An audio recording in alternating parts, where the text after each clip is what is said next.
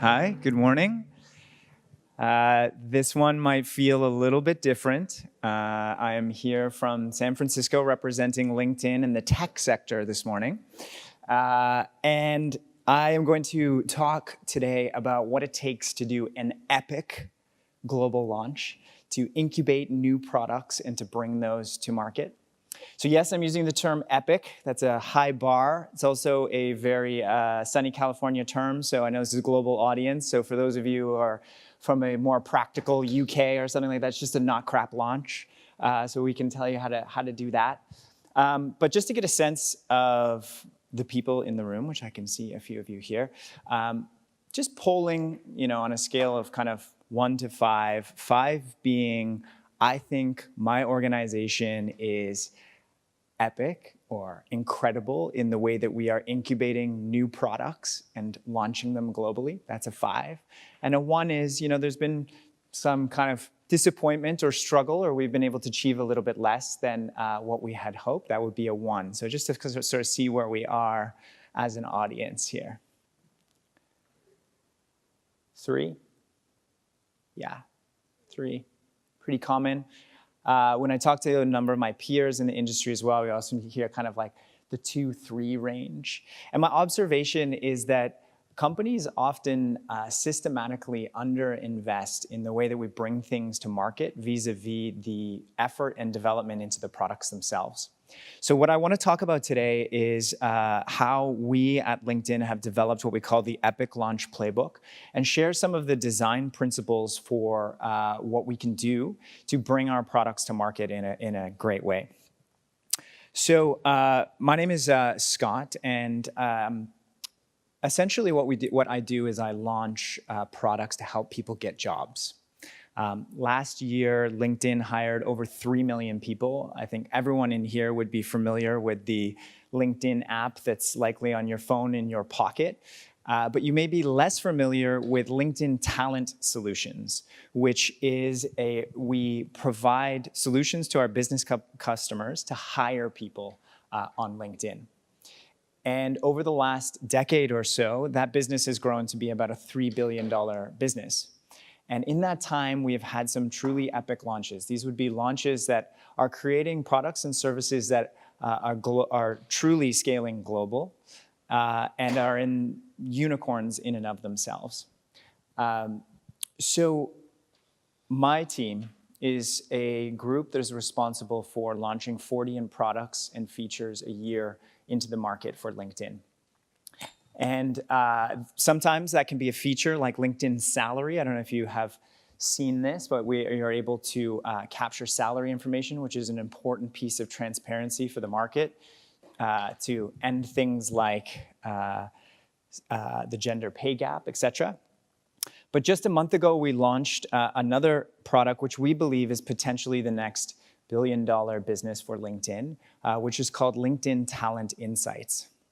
And LinkedIn Talent Insights is a category-defining product that allows you the talent and intelligence to make important hiring decisions and define your talent strategy. And it's based on the best data in the world. So if you think Facebook has a graph of our social relationships, what they call the social graph, LinkedIn has the world's economic graph. We have most professionals, businesses, schools, skills represented on this digital platform. And for the first time, we are able to provide this intelligence through Talent Intelligence product to be able to make these decisions. And we fundamentally believe and have seen that talent is the #1 driver of business success in this modern workforce. So I'm happy to demo this if you catch me later in the day today. It's a very impressive piece. But I want to just take you through some of the things that we did to move from that to get to that launch and some 5 principles that we have. The first principle about launches is that launches are very much about momentum and not a moment. Likely within your organization, when you develop a new product and when you're thinking about the journey that you're going to go on to scale that globally, there's a huge amount of energy that goes into this moment of becoming publicly available. And in our experience at LinkedIn is this moment was consuming a huge amount of energy, and then afterwards there was a sort of trailing off just at the time when actually we needed to be leaning in. And so instead, we're very deliberate about making sure that we have defined stages of development that think about our product launches as a series of developments along for momentum. So we start with a minimal viable product. Many of you will know this as a proving out of the product market fit. Our next stage is what we call our charter phase. And the charter phase is primarily about testing that product. We then move into a phase which we call pilot, which is about testing the full integrated business model. So that includes the sales cycle, the post-sales support, all of the different pieces that go into that. And then moving into what we call early scale and scale. And one of the big observations about what organizations do when they launch new products is they bring it to this moment of launch, and they very quickly hand it over to the business units that are responsible for business as usual. And there's a very big problem in that big businesses like ours at LinkedIn, we're running a $3 billion business, have an immune system that is deliberately designed to kill new ideas like this that can become a distraction from not talking about the core.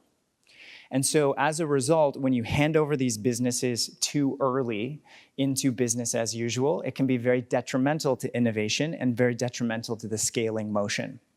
And so at LinkedIn, with this idea that launch is not about a moment, but is about momentum, getting our first 100, then our first 1,000, then our first 50,000 customers. When we think about it in those terms, we're very deliberate to hold the launches even past the launch stage. So this is one of the sort of principles of the Epic Launch Playbook. I sometimes think about it, I took karate when I was young, and the way that you break a board, if you're kind of punching through a board, is not to hit the board, you aim for through the board. So I would encourage you as you launch your products to not think about it as getting it out there, but actually the full cycle of momentum.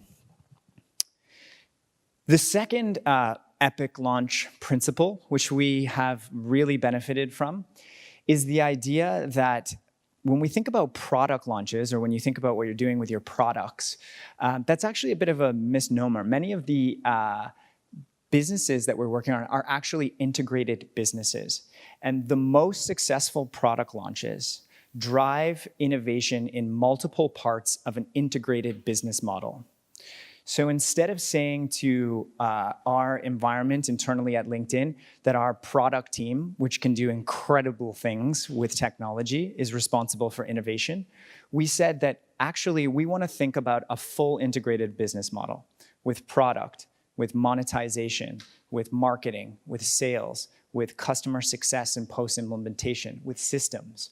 And we made sure that as we develop our new products, that each of these different groups are held to accountable and are inspired by the idea that they are responsible for innovation in that piece of the go-to-market motion. So let me just describe a couple of examples of what that would be. So for LinkedIn Talent Insights, which is this new product I just mentioned that we've just launched, the monetization team was challenged to think about innovation. And they came back and said the most interesting models that are happening in innovation right now are value-based pricing. So really understanding how our larger customers can get value, and we can potentially charge a different price there. But also to our smaller customers, how do they get the same value and where we can make it more accessible to them? So they came with an innovation there. We challenged them about the innovation of when we're launching a category-defining product that the world has never seen before, that is going to grow rapidly, probably to be $1 billion business within this time, what do we need to do to just seed share?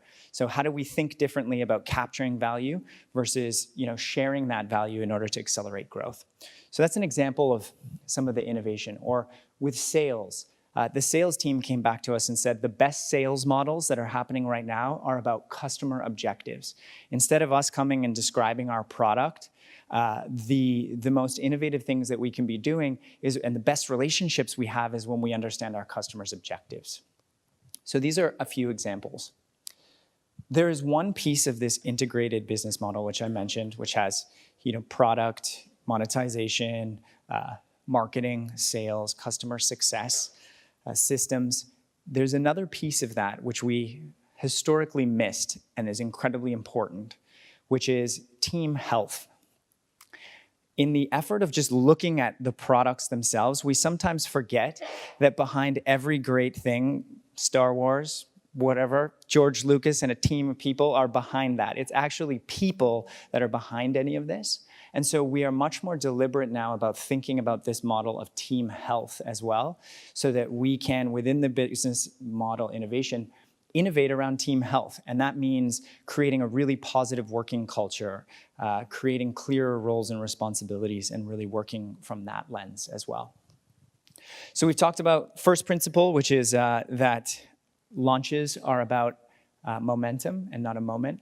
And the second principle, which is that the most innovative business launches innovate in multiple parts of the business model. The next piece is before I led this department at LinkedIn, I was responsible for product marketing for Europe and worked in London, scaling businesses across and new products across Europe. And our European MD was a great guy. There's a lot of happy sunshine and big words like epic in tech. And he said to me, you know what I really want? I want someone to be crusty and paranoid about risks. And I just loved this language about especially in tech, let's just get crusty and paranoid about risks. So this became a bit of a mantra for us. And this is also one of the principles of the Epic Launch Playbook. And one exercise which we have found to be particularly effective is the concept of killing the company. We run on optimism and when you're creating something new and you're building a new product and you're scaling it.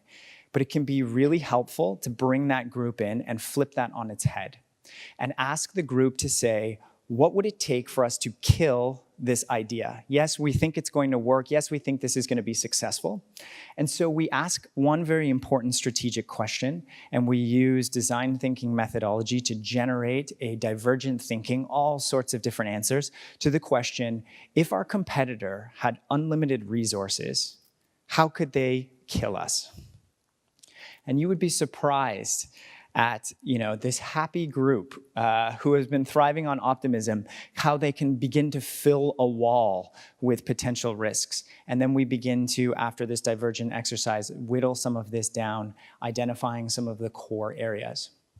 And so this exercise of being crusty and paranoid about risks has been particularly helpful. And we have ingrained a culture where we're able to look at those risks in a healthy way and report on them in each area of that integrated business model on a regular basis. So that product managers are coming to me and not just talking about risks in their product, but are talking about risks in the sales quota overlay. Are we going to be able to get the attention of the team to be able to sell and implement this new product, etc.? And the final piece, which I would just talk about today, is that not all launches are created equally. As I mentioned, my group is bringing to market 40 different products a year. And so segmentation is critical. So we had our business leaders come together and say, despite the fact that we're a big organization, there are fewer things done better. And so out of these 40, we select 1, maybe 2 of things that we put in this epic category. We then select another 8 or so, which will get a little bit more, which we call major launches. And the rest we automate. Because in order to free yourself up, to have the capacity to be creative, to be innovative, and to really nail the things that matter, you need to have flexibility. That's the focus on those 1 to 2 big things. But to do that, we needed to find a way to automate the rest of the process. And so we began to create a culture internally of what we call this quarterly product release, which was 4 moments in the year so that we weren't in a sort of state of perpetual launch, where in these 4 moments, there was a very rigorous process, a very tightly managed process to launch these other sort of 30 features in this schedule. So another principle here is to be very thoughtful about investing, again, with the idea of investing in go-to-market in the way that you invest in developing these new products, by giving yourself the time to really nail a few things and trying to automate or templatize the rest. That's been a particularly helpful concept for us. So I will pause here and just say that, you know, within my team, we live by this motto that innovation is creativity implemented. There's lots of energy in the world around creativity, but none of it matters unless you are able to focus specifically on the implementation side of that. So if you're investing huge amounts in R&D and in creating new features and are not matching that necessarily with the ability to successfully bring that to market and scale it, I would challenge you there. So I'll pause there. We have a few more minutes, about 5 minutes, to ask any questions if you want of me, of how we do this at LinkedIn or in the tech sector in general. As I say, I have experience leading product marketing for Europe. I've done this many times, entering many different markets. I can answer questions on LinkedIn Talent Insights specifically, or on the Epic launch principles. Yeah. My question is, what are the main challenges that LinkedIn had in embracing the Latin America or Brazilian market? Are there any significant challenges there, different than other regions around the world? That's an interesting question. I wouldn't say that the challenges in the Latin American market were different from around the world.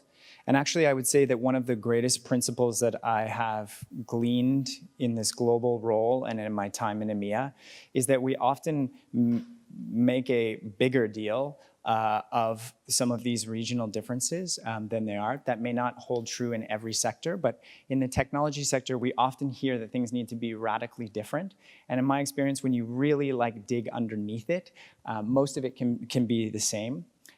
The challenges of scaling, quite honestly, in Latin America for LinkedIn are choices about sequencing. And you may have to think about these choices as well as you scale globally, which is which markets do you go to first? As a rapidly growing business, plus essentially hypergrowth, you have to be very thoughtful about those kinds of choices. And the way that to answer those is, we have a number of different frameworks for evaluating the ease of doing business in certain places. What likelihood, how much value can we bring to our customers there? What does the base look like? And is the timing right for us to do it right as opposed to making a side investment? And so we've been very thoughtful in the way that we're rolling out. And so I think when it comes to Latin America, specifically with LinkedIn, this has been one that is just actually starting in a big way now. I mean, we've been there significantly for a long time, but I think you're going to see some big scale there. Yeah. Yes? You mentioned that you work in Europe, and I'm sure that some of your teams are quite diverse. So I was wondering, from the different working styles, communication styles that come from different cultures, what kind of challenges have you encountered, and how you have dealt with them in your team? Yeah, I made a little joke about that at the beginning of this presentation when I said epic launches, and then all the British people in the room, we call it maybe not crap launches. I mean, it's funny actually, just coming from Silicon Valley and just even having the different personalities just there, coming from a kind of head office environment into Europe, very different. Diversity of teams is something that's incredibly important and is actually a big value of the organization, not just internally in the way that we behave, but also externally in some of the solutions which we're trying to provide. So about a month ago, one of the product launches, this is a bit of an aside and I'll come back to your question. About a month ago, one of the things that LinkedIn launched for the first time ever is the ability to gain diversity insights about your own workforce and about the workforce in general. So as I mentioned, LinkedIn has the economic graph. So for the first time ever, we can actually say, you can take your organization and you can say, what percentage of female sales reps do I have? And how does that compare with benchmarks in other benchmarks in my industry? And what can I do specifically to address these kinds of differences in diversity? So I just wanted to say that this is, from a product perspective, something which we believe is incredibly important. And then values-wise, your question was specifically about ways to increase collaboration or to recognize the differences and gain the best. Specifically curious about challenges that you have, and then after that, what was the solution, or what are ways that you do so that when people coming from different countries to that same team, collaborate across cultures, what are maybe tools, mechanisms, things that you do that you're effective. I see. Okay, a few things come to mind. There's some people on my team who can't come from Japan, and they joined a team which was a very fast-moving product launch. And the particular leader of that team really valued being challenged as a leader and liked that. This individual, both culturally and on the introverted side, was incredibly smart and had lots to contribute there, but wasn't necessarily trained in the same way to sort of offer that up. It's a somewhat common situation. And so we were very thoughtful, actually, in challenging the leadership style and making those leaders accountable for how they manage diverse teams by coaching about, if you ask them specifically, can you please help me make a recommendation between this strategic choice that I have, and what would your views be, and could you come back and bring those to me, tomorrow? The contributions were incredible, but it wasn't going to happen, walking in the hallway on the way to lunch. And so that really became a sort of leadership question. And then I think systemically, the way that I think about this in the team is to always be hard on problems and easy on people. And always to, when there are sort of cultural differences and issues, to slow down, back that out of the situation, and just, focus more on the issue at hand. Yeah.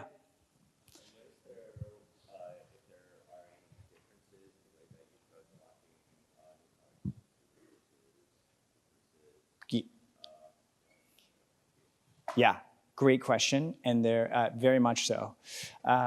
And so particularly, so I work for LinkedIn Talent Insights, which is this $3 billion. It's a B2B business. So most of my experience has been in the B2B context.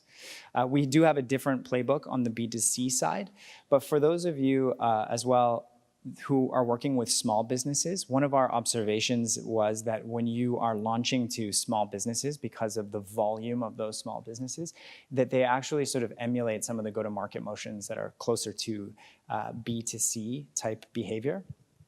And really, when you're thinking, the way that we think about the differences comes right at the very beginning of that development cycle, which I mentioned. The movement from MVP to charter to pilot to the last mile to the scale and to the early scale. There are important differences in every piece of that. So for example, customer success is often an afterthought. I mean, at least in the technology place, people come up and they say, we've solved this incredible problem with technology, but without as much sophisticated thought of what does it take to support and activate that. And so we're really deliberate in moving that much earlier in the development cycle with this idea of an integrated business model. And the choices, for example, with a B2C model for customer success are much more about scale and efficiency and self-usage. Whereas with our enterprise customers, for example, we can do much deeper into. So each of the choices that comes when you're talking about scale or along the way there are different playbooks, and I would definitely treat them differently. Yeah.